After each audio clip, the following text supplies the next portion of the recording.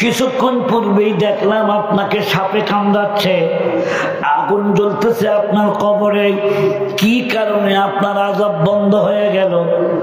ইমাম রাজি লেখেন, কবরবাসী তখন ডাক দিয়া কবাই যান, ও পয়গম্বর মূসা, আমি একজন পাপী মানুষ ছিলাম, আমি একজন ঘুষখোর বিচারক ছিলাম।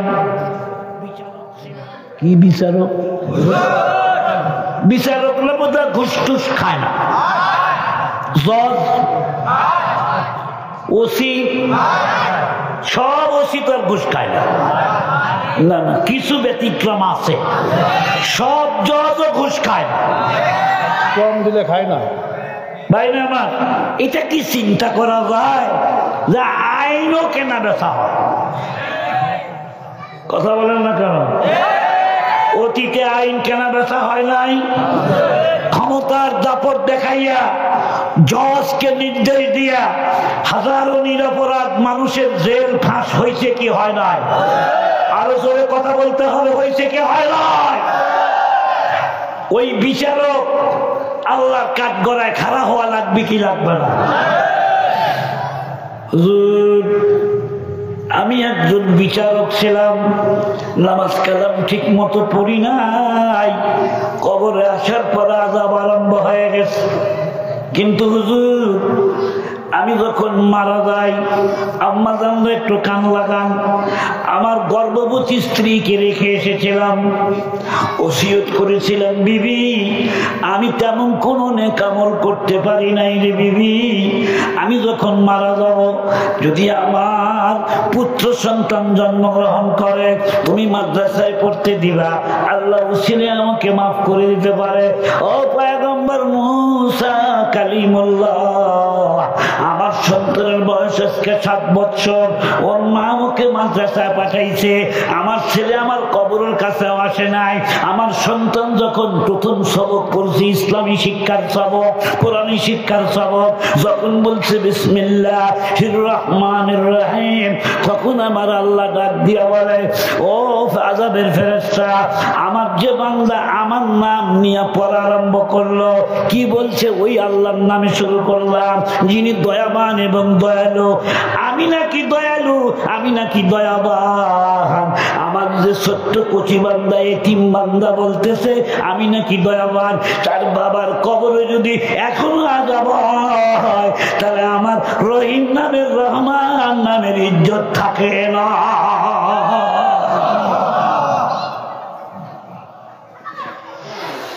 কষ্ট হচ্ছে আপনাদের? কোরআন শিক্ষা করলে কবরেও লাভ, নিজে করে নাই, বেটা খালি বিসমিল্লাহ বলছে, কবর আযাব মাফ। এর দ্বারা কি বুঝলেন? ছেলে মেয়েকে মাদ্রাসায় দিতে হবে, কথা বলে দিতে হবে তো ইনশাআল্লাহ। আমি ইংরেজি শিক্ষার বিরোধিতা করতেছি না, এখানে মাস্টার ভাইরা থাকতে পারেন, ডাক্তার থাকতে পারেন, ইঞ্জিনিয়ার থাকতে পারেন, সব বিদ্যাই দরকার। কিছু বিদ্যা 2 জগতেই দরকার, আর কিছু বিদ্যা শুধু এই জগতে দরকার। আমার কথা বুঝতে মনে হয় কষ্ট হচ্ছে আপনাদের। আচ্ছা, জাগতিক বিদ্যার প্রয়োজন কি মরার সময় আছে? মরার পরে আছে? আচ্ছা, আপনার বাবা মারা যাচ্ছে, এমন সময় ডাক্তার ছেলে আসলো, আইসা পালস দেখতেছে, মেশিন দিয়ে পরীক্ষা করতেছে, ডাক্তার তো বাপ মরতেছে, রিপোর্ট দেখে বলে বাবা তো শেষ, বাবার টাইম। বাবা, আমার বিদ্যা দিয়ে আমি তোমাকে বাঁচাইতে পারলাম না। বাবাই মনে মনে বলে, খোকা আমি বাঁচতে চাই না রে বাবা, আমার চোখের সামনে এখন অন্ধকার। আজরাইল তার বাহিনী নিয়ে আমার কাছে আসতেছে, আমার চোখের পর্দা খুলে গেছে রে বাবা, এখন আমার জানটা কবজ করে নিয়ে যাবে। তোরে আমি এমবিবিএস বানাইছিলাম, তোর বিদ্যা বুদ্ধি দিয়ে দেখতো মৃত্যুর কষ্ট একটু দূর করতে পারিস কিনা। ডাক্তার বলে, বাবা গো, আমি আমি যতদূর লেখাপড়া করেছি আমার বিদ্যার কোনো কিতাবের মধ্যে কথাটা লেখা নাই যে কোন সূরা পড়লে মৃত্যুর কষ্ট দূর হয়। ইঞ্জিনিয়ার বলে আমি পারবো না, ইঞ্জিনিয়ার সাগর কোরআনে আছে, ডাক্তার কমলা লিবনে আছে, কিন্তু যে ছেলেটা মাদ্রাসায় পড়ে ওই ছেলে সংবাদ পাইয়া দৌড় দিয়ে আসছে কোরআন শরীফটা নিয়ে বাবার মাথার কাছে বসে পড়তেছে, বিসমিল্লাহির রহমানির রহিম, ইয়াসিন ওয়াল কুরআনিল হাকীম ইন্নাকা লামিনাল মুরসালিন। বিশ্বনবী বলেন মৃত্যু ব্যক্তির কাছে বসে যদি কোনো ব্যক্তি সূরা ইয়াসিন পাঠ করে আল্লাহ রাব্বুল আলামিন বলে ও আযাবের ফেরেশতা শোন, আমার বান্দার পাশে বসে সন্তান যখন সূরা ইয়াসিন পাঠ করে আমি আল্লাহ হুকুম দিলাম আমার বান্দারে তুই কষ্ট দিস না।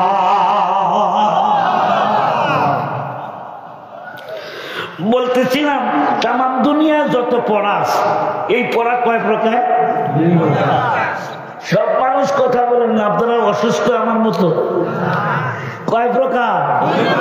1 নম্বর আল্লাহর নামের পড়া, 2 নম্বর আল্লাহর নাম ছাড়া পড়া। আল্লাহর নামে পড়তে বলছে আল্লাহ নিজে কোরআন শরীফে প্রথম নাযিলকৃত আয়াত। গারে হেরার ভার্সিটিতে বিশ্বনবী বসে থেকে 6 মাস সাধনা করতেছিলেন। কয় মাস? বুখারীর বর্ণনায় আসছে এই 6 মাসের মধ্যে আল্লাহ রাসূল মাঝে মাঝে বাড়িতে নামে আসতেন। ওই ভার্সিটি আবার এমন জায়গায় জমিন থেকে 1 মাইল উপরে, জাবালে নূর, জমিন থেকে কতটুকু উপরে? 1 মাইল উপরে যাবার পর এখানে হাজী সাহেব থাকলে বলতে পারবেন যে ওই পাহাড়ে উঠেছেন 1 মাইল পথ বর্তমানে সরে রাস্তা করা আছে, বর্তমান সিঁড়ি কাটা, কিন্তু 1500 বছর পূর্বে কি সিঁড়ি কাটা ছিল? আমার নবীজি 40 বছর বয়সের মানুষ আমার আল্লাহর সন্ধানে গারে হেরা পর্বতে 1 মাইল উপরে উঠলে নিচে একটু প্রশস্ত জায়গা আছে, ওখানে বসে রাসূল ধ্যান করেন। খালি চিন্তা করে গোটা জাতি আজকে বিধ্বস্ত, মানুষ মানুষের রক্ত পান করতেছে, চুরি করতেছে, ডাকাতি করতেছে। আল্লাহর দেওয়া কপাল আল্লাহর সামনে নত না করে মূর্তির সামনে নত করতেছে। ও কবিলে কবিলে কাবুত একজুদা থা, কিসি কা গুবল থা, কিসি কা সফা থা, ये नाइला पर और वो उज्जा पर फिदा था, हर हर कबीले का नया खुदा था। नाउजुबिल्लाह बोलें। আল্লাহ নবী গারে হেরার ভার্সিটিতে বসে আছেন। এই 6 মাসের ভিতরে মাঝে মধ্যে বাড়িতে যায়, আর যাওয়ার সময় বলে খাদিজা রে তুমি আমার প্রথম স্ত্রী। আমার নবীজির প্রথম স্ত্রীর নাম কি? আর বলেন কি নাম? ধনী মহিলা না গরিব মহিলা? 40 মণ স্বর্ণের মালিক।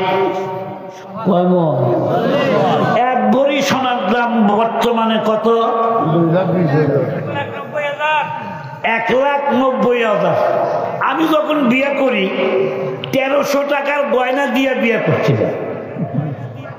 1300 টাকার গহনায় একটা টিকলি, একটা নাকের ফুল, একটা টিকলি আর একটা নাকের ফুল, এইটা দিছিলাম হাদিয়া। আর মোহর দিছিলাম 20,000 টাকা। কত? এখন 20,000 টাকা বিয়ে হয়। বর্তমানে 1 ভরি সোনার দাম প্রায় 2 লক্ষ টাকা। খাদিজাতুল কুবরা ওই সময় 40 মণ স্বর্ণের মালিক। একটু ধরে বলেন না আল্লাহু আকবার। নবীজির সাথে যখন বিয়ার প্রস্তাব গেছে, কষ্ট হবে না বললে আপনাদের? বিয়া করো নাই কারা কারা একটু হাত তুলো তো দেখি। 2 হাত তুলো যারা বিবাহ করো নাই। ছোট বাচ্চারাও হাত তুলো। ওই হাত তুল, ওই বিচিরা হাত তুল, 2 হাত তুল। এই বুঝো না তুমি বিয়ে করছো নাকি? 2 হাত উঁচা করে ধরো দেখি আজকে অবিবাহিত যুবক কয়জন? এই কয়টা যুবক? হাত নামাও। আমরা যারা বিয়ে শাদী করছি আমরা এবার হাত তুলবো, 2 হাত উঁচা করে ধরবো, জবান খুলে একটা তাকবীর দিতে হবে। নারে তাকবীর, নারায়ে তাকবীর, লিল্লাহি তাকবীর। হাত নামান। খাদিজার বিয়ার কথাটা আমি আজকে বলবো, তবে তার আগে একটা কথা বুঝাবার জন্য একটা উদাহরণ পেশ করতে হয়। বলবো কি উদাহরণটা? কষ্ট হবে না আপনাদের? রাজা রানী ঝগড়া লাগছে একটা বিষয় নিয়ে। একমাত্র কন্যা শাহজাদি পরমা সুন্দরী। রাজা বলে আমি আমার একমাত্র শাহজাদিকে বিয়ে দিব একজন হক্কানি আলেমের সাথে। একটু সুবহানাল্লাহ বলবেন না? রাজা কার সাথে বিয়ে দিতে চায়? হক্কানি আলেমের সাথে। হক্কানি আলেম নামাজ নষ্ট করে? হক্কানি আলেম মিথ্যা কথা কয়? হক্কানি আলেম গান গায়? হক্কানি আলেম সুদ খায়? হক্কানি আলেম ঘুষ খায়? ভাইরা আমার, রানী বলে দূর, মৌলভী সাহেব কয় টাকা বেতন পায়? 5,000 10,000 টাকা বেতন। আমার শাহজাদিকে কি খিলাবে? আমি একজন মাস্টার সাহেবের সাথে বিয়ে দেব। মাস্টারের সাথে বিয়ে দিতে চায় কে? রাজা না রানী? আর রাজা বিয়ে দিতে চায় কার সাথে? এবার বলুন তো, রানীর নিয়ত ভালো না রাজার নিয়ত ভালো?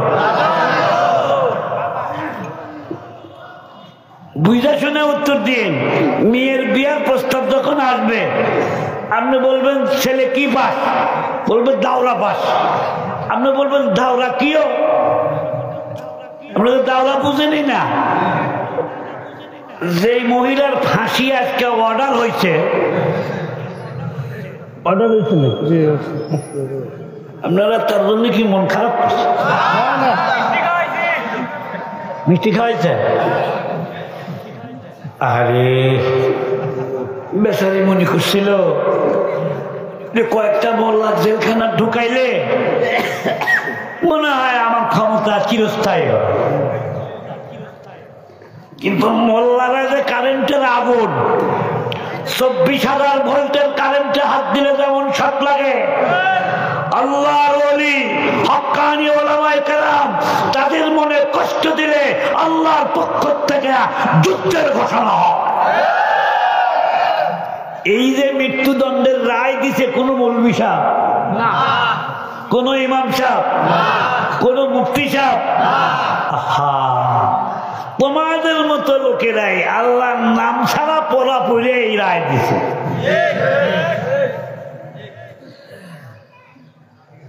ক্ষমতা, আসল ক্ষমতা কার?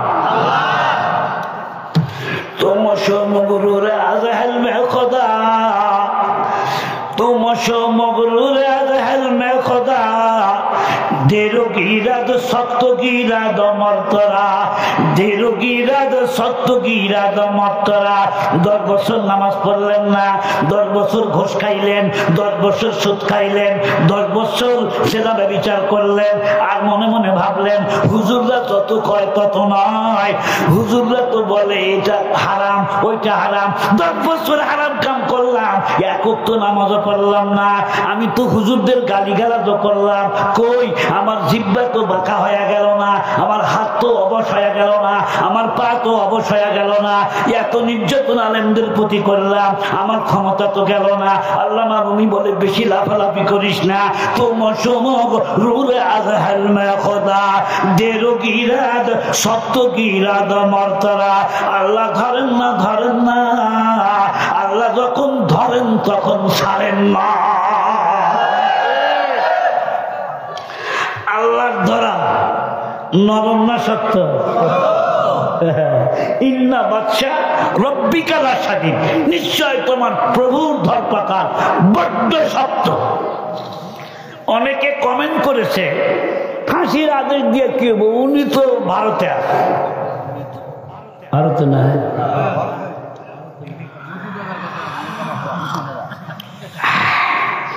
মোদিরও বউ নাই। কে রে, মোদির বউ আছে? এই লোকটা বিয়া করে না, ঘটনাটা কি? ও বুড়া হয়ে গেল।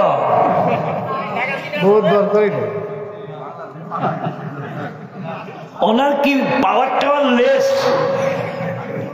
এত বয়স, এত বড় দেশের রাজা, আমরা বউ ছাড়া 3 দিন থাকতে পারি না। ভাই কথা পায় না, কথা কও। তুই পুরুষ হলে বিয়া করিস না কেন? প্রতিবন্ধী। তো কমেন্ট করেছে যে উনি তো ভারতে গিয়ে আসেন, অনেক নিয়ে এসে কেমনে ফাঁসি দেবেন। তো সুলাইমান নবীর দরবারে একবার এক লোক বসে আছে, আজরাইল এসে বড় বড় চোখ করে থাকে। তো পয়গম্বরকে বলতেছে, পয়গম্বর আপনার কথা তো বাতাসও শুনে। নবরবাজের অতি সেহরগাহ শাম ও শারীরে সুলাইমান আলাইহিস সালাম। আল্লাহু আকবার বলেন।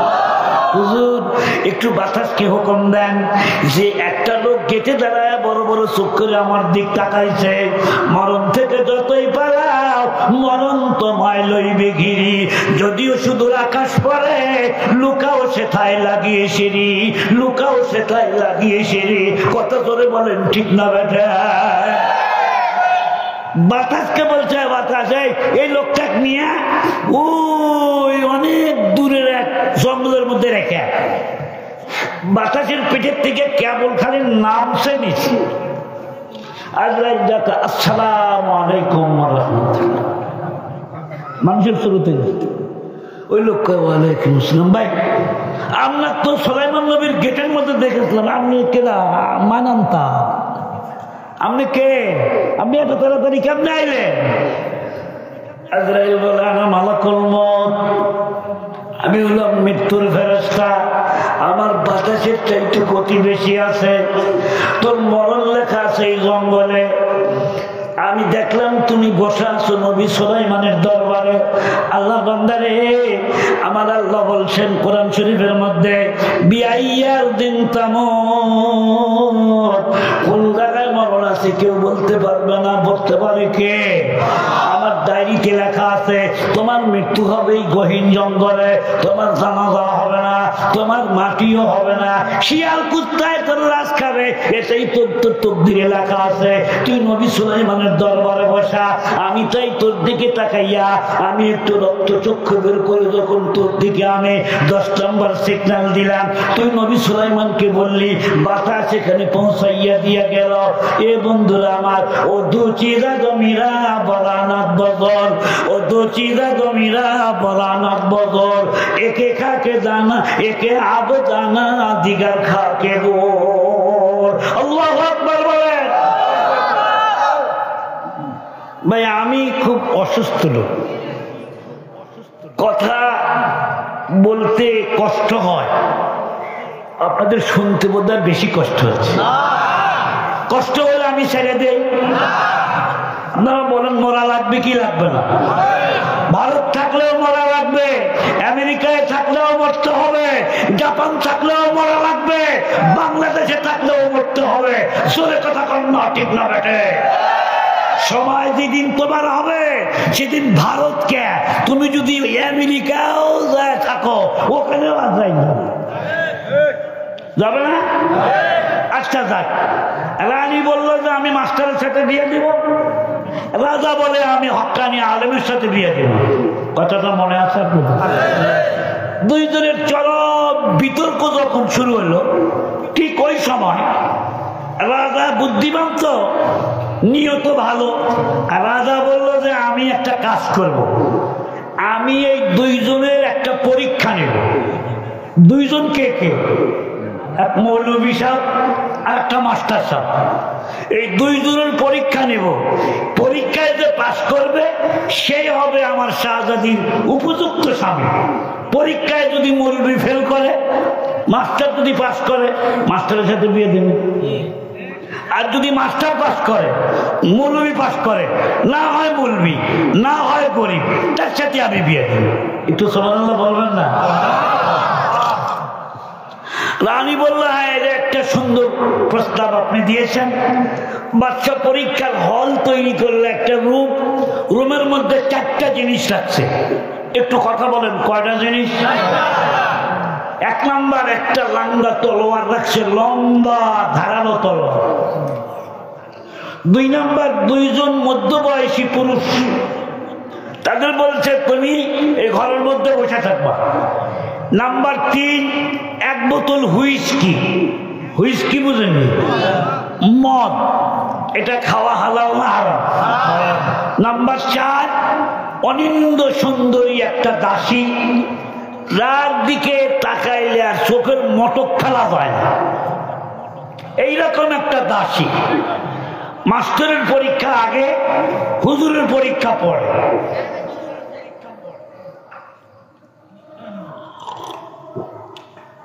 আচ্ছা, এই এলাকায় বোধহয় আমার আর একটা প্রোগ্রাম দাওয়াত দিছে, বলতে পারো তুমি?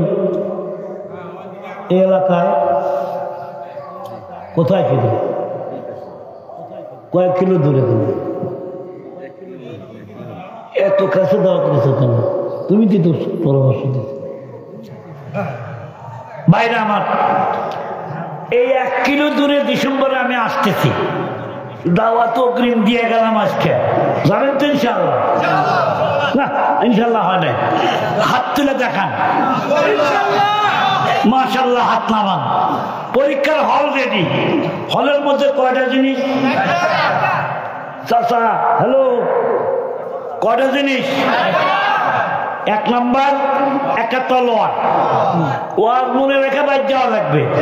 2 নাম্বার, 2 জন মধ্যবয়স্ক পুরুষ মানুষ। নাম্বার 3, 1 বোতল মদ। নাম্বার 4, একটা কালাকুলা মহিলা না সুন্দরী দাসী, যার দিক তাকাইলে যুবকরা নজর নিচের দিকে ফেলতেই পারে না। মাস্টার সাহেবকে ডেকে বললো, মাস্টার সাহেব, আপনার পরীক্ষা আগে। কি পরীক্ষা নিবেন আমার? বলে, যদি তুমি শাহজাদিকে বিয়ে করতে চাও, মাস্টার সাহেব, তোমার সামনে যে জিনিসগুলো ঘরের ভিতরে আছে, হয় তুমি 2 জন মানুষকে খুন করবা, অথবা ওই মহিলার সাথে জেনা ব্যভিচার করবা, মেলামেশা করবা, অথবা মদ খাইবা। কিন্তু শর্ত হলো গুনাহ করা যাবে না। গুনাহ না করে যে কোনো একটা যদি তুমি করতে পারো, যে কোনো একটা কাম যদি তুমি করতে পারো, গুনাহ না করে তুমি যদি মদ খাইতে পারো, গুনাহ না করে তুমি যদি মানুষ খুন করতে পারো, গুনাহ না করে তুমি মহিলার সাথে মেলামেশা করতে পারো, পরীক্ষায় পাস। 2টা করলে ফেল, 3টা করলে ফেল, 1টাও না করলে ফেল, গুনাহ কইরা করলে ফেল। কথা কি বোঝো না? কথা কি ক্লিয়ার? গুনাহ করা যাবে না, অথচ মানুষ খুন করা লাগবে। গুনাহ করা যাবে না, অথচ মদ খাওয়া লাগবে। গুনাহ করা যাবে না, অথচ দাসীর সাথে মেলামেশাও করা লাগবে। গুনাহ করা যাবে না। মাস্টার ভিতরে যাইয়া মাস্টারের মাথা ধরে। এইরকম সুন্দরী মহিলা দেখলে ঠিক থাকা যায়? বাইরে আমার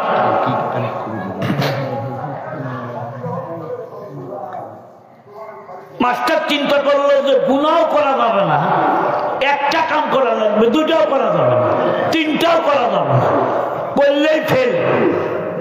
মাস্টার দেখি পরীক্ষায় পাস করে না ফেল করে। আল্লাহ জন্য একটু কান লাগান। আমার নবী মুহাম্মদুর রাসূলুল্লাহ সাল্লাল্লাহু আলাইহি ওয়াসাল্লাম যখন গারে হেরার ভার্সিটির মধ্যে বসা আছে, ভাইরানে আমার, নবীর প্রথম স্ত্রী খাদিজাতুল কুবরা যখন বিয়ে হয়েছিল না, খাদিজার বাড়িতে আমার নবী ছিলেন অফিসার, কর্মচারী। উনি ব্যবসার মাল নিয়ে শামে যাইতেন, সিরিয়ায় যাইতেন। একদিন খাদিজাতুল কুবরা দাসীদেরকে নিয়ে ঘরের ছাদের মধ্যে বসে দাঁড়ায় দাঁড়ায় সখীদেরকে নিয়ে খেলতেছিল, রং তামাশা করতেছিল। ধনী মহিলা, সুন্দরী মহিলা, তাহেরা, পূত পবিত্র নারী, যাকে আল্লাহ নিজে সালাম জানাইছেন। আল্লাহু আকবার বলেন। একটা জিন ওই দিক দিয়ে উড়ে যায় আর বলে, ও মদিনার মেয়েরা, ও মক্কার মেয়েরা, ও খাদিজা শোনো, ও অমুক শোনো। জিন দেখা যায় না, জিন যাচ্ছে আর বলতেছে, এই ঘরের ছাদের উপর যে কয়েকজন মহিলা আছে, তোমাদের মধ্যে এমন একজন নারী আছে যে নারী মুহাম্মদ রাসূলুল্লাহর বিবি হবে।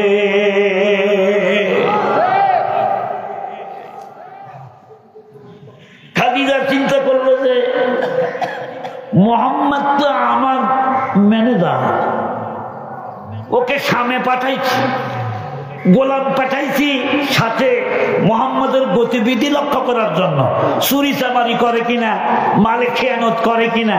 আচ্ছা, আমার নবী সৎ ছিলেন না অসৎ ছিলেন? ব্যবসার মাল নিয়ে যখন আসলো, দাসীকে জিজ্ঞাসা করে, গোলামকে জিজ্ঞাসা করে, গোলাম বল, মোহাম্মদের সাথে শামসিরিয়ায় গেলি, কি অবস্থা দেখলি? সে বেচা কেনার সময় কি মিথ্যা বলে? কয় না, একটা মিথ্যাও বলে না। আল্লাহু আকবার বলেন। লাভ কেমন হয়েছে? ডবল ডবল লাভ হয়ে গেছে। আর কি দেখলাম? বলে, আম্মা জান, আমি আর কি দেখবো, আপনিও তো দেখেছেন। এই মানুষটা যখন ব্যবসার মাল নিয়ে যাইতেছিল, প্রচন্ড রোদ যখন উঠে, তখন মোহাম্মদ যখন মরুভূমির ভিতর দিয়ে হাঁটে, একখান্ত মেঘ আসিয়া মোহাম্মদের মাথার উপরে ছায়া প্রদান করে। নবী যখন রাস্তায় চলতেন, পশু পাখি সালাম করতো। আল্লাহু আকবার বলেন। নবী যখন রাস্তায় চলতো, পশু পাখি সালাম করতো। চলন্ত পথে উড়ন্ত মেঘে ছায়া দিত নবীর মাথায় রে, ছায়া দিত নবীর মাথা।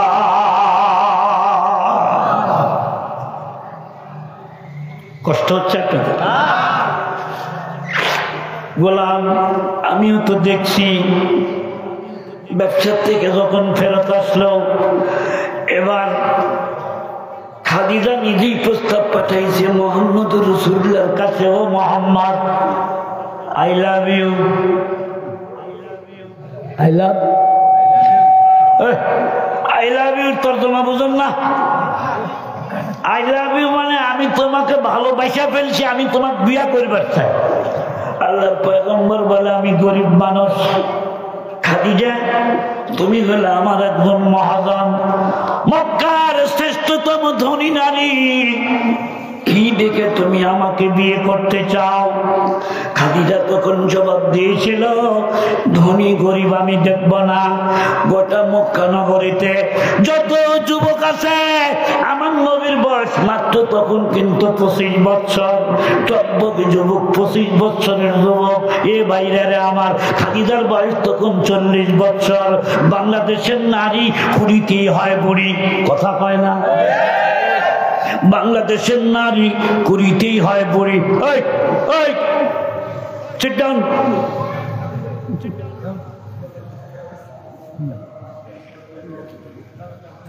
টাইমই তো নাই,